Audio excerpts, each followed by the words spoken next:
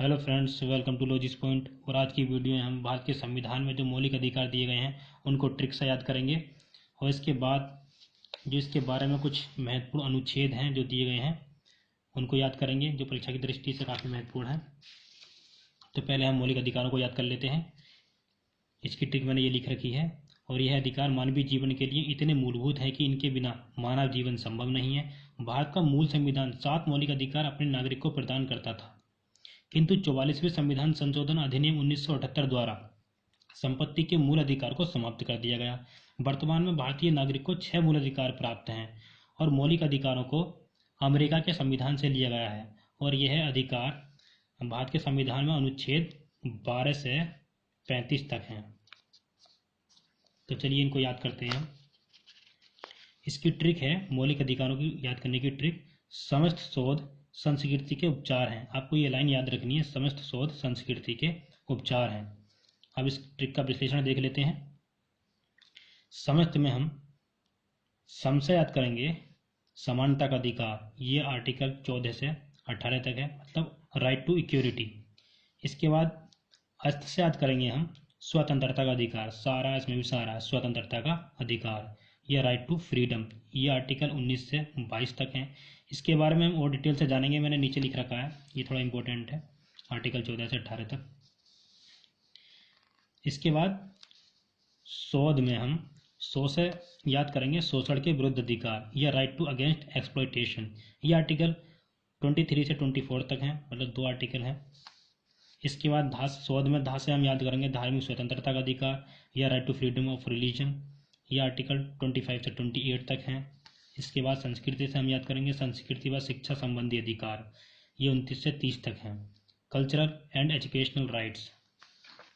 इसके बाद उपचार से हम याद करेंगे संवैधानिक उपचारों का अधिकार, ये तो काफ़ी इंपॉर्टेंट है, संवैधानिक उपचारों का अधिकार, ये आर्टिकल 32 से 35 तक हैं। या राइट टू कॉन्स्टिट्यूशनल रेमेडीज।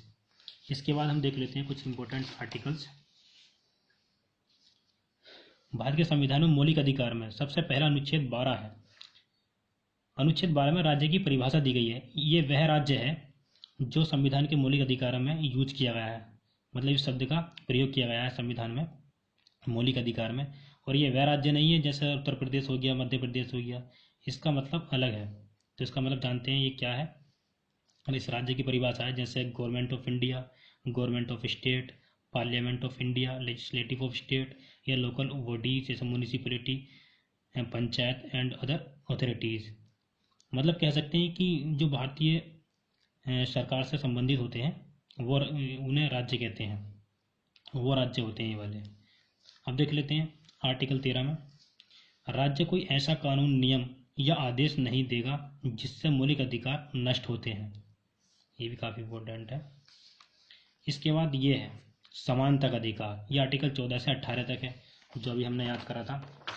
देखो ये सम से याद करा था हमने समानता का अधिकार, ये काफ़ी इंपॉर्टेंट है, इन्हें जान लेते हैं।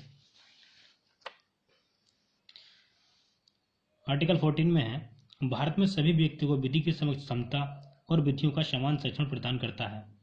मतलब समानता के अधिकार में जो सबसे पहला आर्टिकल 14 है वो समता के बारे में ही है, समता या समानता के बारे में ही है। जैसे भारत के सभी व्यक्तियों को विधि के समक्ष क्षमता और विधियों का समान संरक्षण प्रदान करता है। तो आर्टिकल पहला 14 किसमें है, किसके बारे में, समता के बारे में, ये याद रखना आपको। उसके बाद आर्टिकल 15 में देख लेते हैं, राज्य को धर्म, मूल वंश, जाति, लिंग या जन्म स्थान के आधार पर विभेद करने से रोकता है, इन बारे में है। दूसरा आर्टिकल 15 आपको ये याद रखना कि धर्म, मूल वंश, जाति, लिंग या जन्म स्थान के आधार पर विभेद करने से रोकता है। इसके बाद आर्टिकल 16 देख लेते हैं, सरकारी नौकरियों में समानता का अधिकार, ये अफसर में समानता के अधिकार के बारे में है।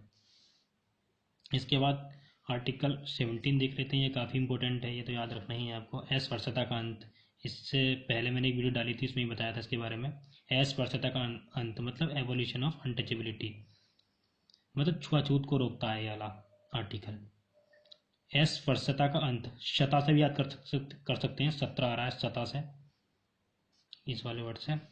इसके बाद देखते हैं आर्टिकल 18, उपाधियों का अंत है, एबोलिशन ऑफ टाइटल्स, और ये मैंने अभी बताया ही था।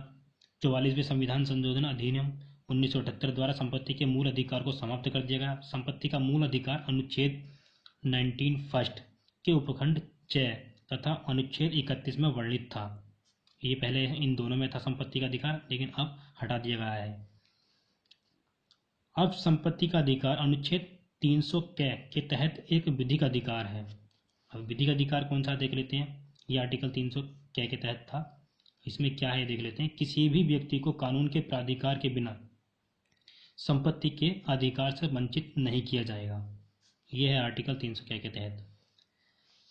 अगर दोस्तों आपको मेरी वीडियो पसंद आई हो तो प्लीज़ मेरे चैनल को सब्सक्राइब कीजिए अगर अभी तक नहीं किया है तो।